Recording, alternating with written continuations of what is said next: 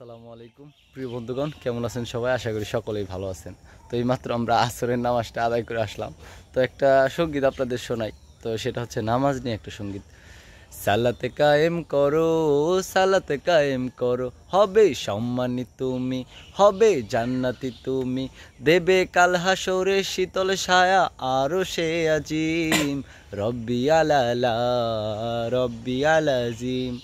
তো গজলটাই বোঝাইছে যে সালাত কায়েম করো, মানে সালাত করলে মানে নামাজ পড়লে ভিতরে শান্তি আসে, একবারে মন টন সব ফ্রেশ হয়ে যায়।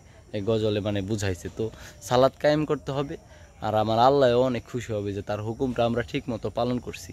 তো ইনশাল্লাহ সবাই 5 ওয়াক্ত নামাজ পড়বেন, আর আমাদের দুই ভাইয়ের জন্য দোয়া করবেন। ইনশাল্লাহ আমরাও যেন সবসময় নামাজের পথে থাকতে পারি এবং কি ঈমান আমলের পথে থাকতে পারি। তো সবাই ভালো থাকবেন, আর ভালো কিছু দেখবেন, ভালো কিছুর পাশে থাকবেন। তো ভালো থাকবেন। আল্লাহ হাফেজ। আসসালামু আলাইকুম।